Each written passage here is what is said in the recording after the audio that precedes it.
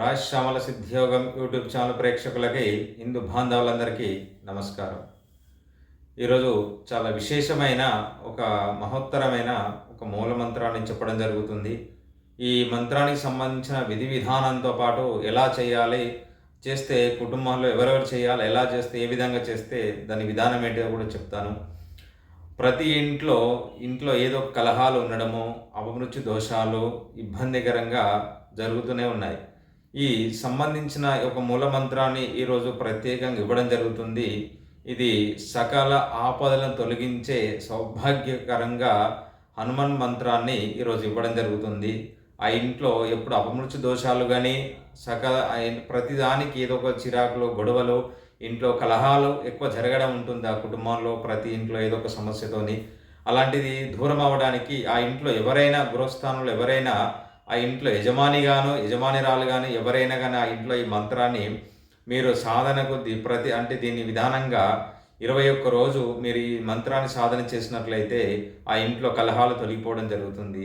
ఈ ప్రతిరోజు కూడా మీరు 1008 సార్లు కానీ మీకు వీలైతే 1100 సార్లు ఈ మంత్రాన్ని జపిస్తే చాలా విశేషమైన ఫలితం కలుగుతుంది.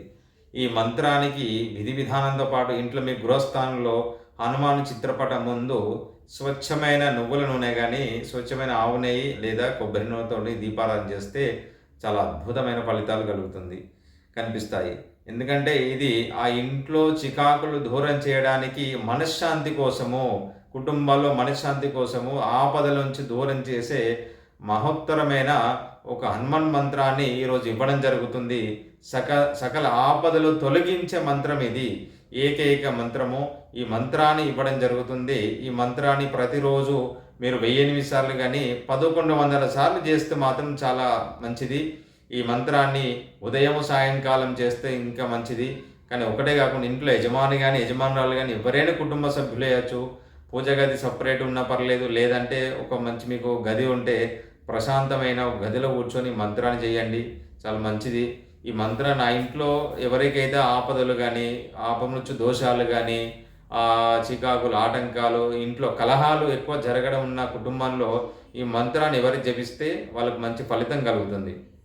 ఈ మంత్రాన్ని చెప్తాను, జాగ్రత్తగా విని శ్రద్ధగా విని మీరు రాసుకొని పెట్టుకోండి. మీకు ఎప్పటికైనా ఉపయోగపడుతుంది. ఈ మంత్రము చాలా మహోత్తరమైన మంత్రం ఇవ్వడం జరుగుతుంది. దీన్ని మీరు ఇప్పుడుగా మీకు వీలైతే మీరు ఎంత చేస్తే అంత మంచిది. ఇది ప్రతిరోజు చేసుకుంటే దాని ఫలితం కూడా చాలా అలాగే ఉంటుంది. నేను మంత్రాన్ని చెప్తాను, జాగ్రత్తగా శ్రద్ధగా మీరు రాసుకోండి. ఓం ఐం హ్రీం శ్రీం నమో భగవతే హనుమతే మమ కార్యేషు జ్వల ప్రజ్వల అసధ్యం సాదాయ మాం రక్ష సర్వదుష్టభ్యో ఓం ఫట్ స్వహ. ఈ మంత్రాన్ని 1100 సార్లు మీరు చేసినట్లయితే సిద్ధి కలుగుతుంది.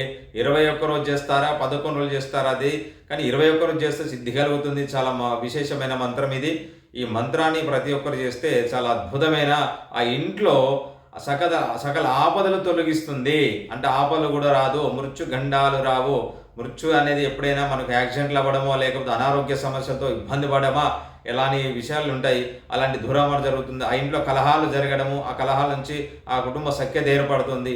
ఈ మంత్రాన్ని చేసి జాగ్రత్తగా విని మీరు శ్రద్ధగా విని మీరు ఈ మంత్రాన్ని అయితే మీరు చేస్తే చాలా ఉత్తమమైన ఫలితం కలుగుతుంది.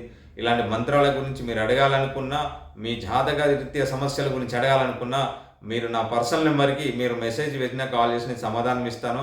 అలాగే మీకు ఇలాంటి అడగాలనుకున్న కామెంట్ బాక్స్లో మెసేజ్ పెట్టాను, నేను సమాధానం ఇస్తాను. సర్వే జనా సుఖినో భవంతు.